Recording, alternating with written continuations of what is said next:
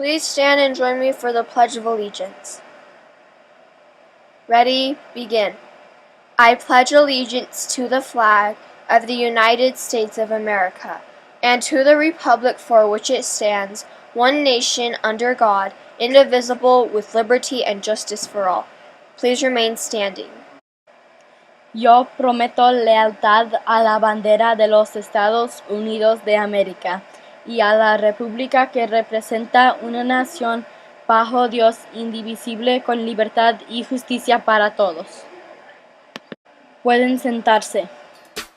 Student celebrations! Trojan Ticket winners! April 17th to the 21st. Trojan Ticket winners! April 24th to the 28th.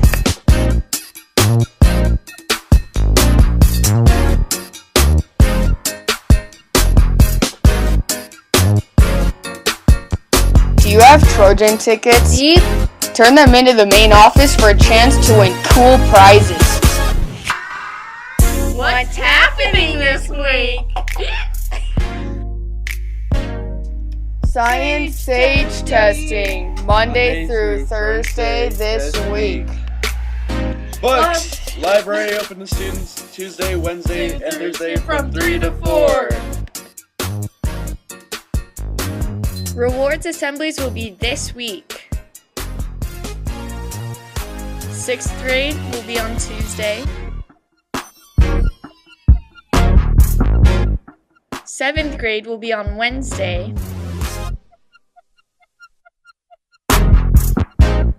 And 8th grade will be on Thursday.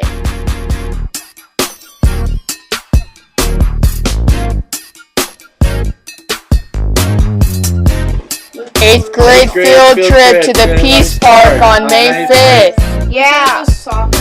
Friday. Wait, that's... What's your topic? Care. Reflective.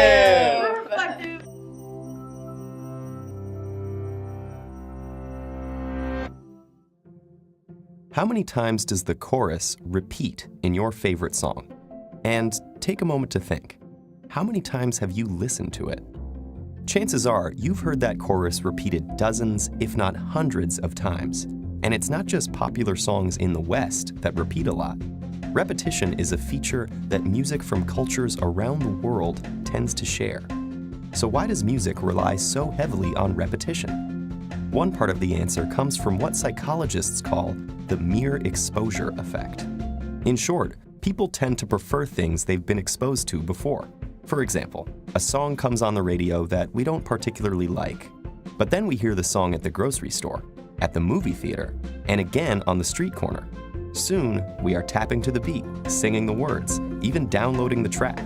This mere exposure effect doesn't just work for songs. It also works for everything from shapes to Super Bowl ads. So what makes repetition so uniquely prevalent in music? To investigate, psychologists asked people to listen to musical compositions that avoided exact repetition.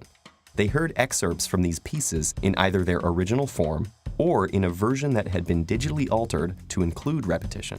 Although the original versions had been composed by some of the most respected 20th century composers, and the repetitive versions had been assembled by brute force audio editing, people rated the repetitive versions as more enjoyable, more interesting, and more likely to have been composed by a human artist. Musical repetition is deeply compelling. Think about the Muppets classic, Mana Mana. If you've heard it before, it's almost impossible after I sing Mana Mana not to respond, doo doo doo doo doo. Repetition connects each bit of music irresistibly to the next bit of music that follows it. So when you hear a few notes, you're already imagining what's coming next. Your mind is unconsciously singing along, and without noticing, you might start humming out loud. Recent studies have shown that when people hear a segment of music repeated, they are more likely to move or tap along to it. Repetition invites us into music as imagined participants, rather than as passive listeners. Research has also shown that listeners shift their attention across musical repetitions, focusing on different aspects of the sound on each new listen. You might notice the melody of a phrase the first time, but when it's repeated, your attention shifts to how the guitarist bends a pitch. This also occurs in language with something called semantic satiation. Repeating a word like atlas ad nauseum can make you stop thinking about what the word means and instead focus on the sounds, the odd way the L follows the T. In this way, repetition can open up new worlds of sound not accessible on first hearing. The L following the T might not be aesthetically relevant to Atlas, but the guitarist's pitch bending might be of critical expressive importance. The speech-to-song illusion captures how simply repeating a sentence a number of times shifts listeners' attention to the pitch and temporal aspects of the sound, so that the repeated spoken language actually begins to sound like it is being sung. A similar effect happens with random sequences of sound. People will rate random sequences they've heard on a repeated loop as more musical than a random sequence they've only heard once. Repetition gives rise to a kind of orientation to sound that we think of as distinctively musical, where we're listening along with the sound, engaging imaginatively with the note about to happen. This mode of listening ties in with our susceptibility to musical earworms, where segments of music burrow into our head and play again and again as if stuck on repeat. Critics are often embarrassed by music's repetitiveness, finding it childish or regressive. But repetition, far from an embarrassment, is actually a key feature that gives rise to the kind of experience we think about as musical.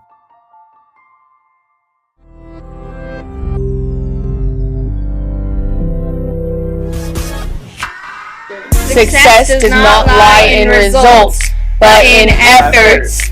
Being the best is not so important. Doing the best is all that matters. Yee!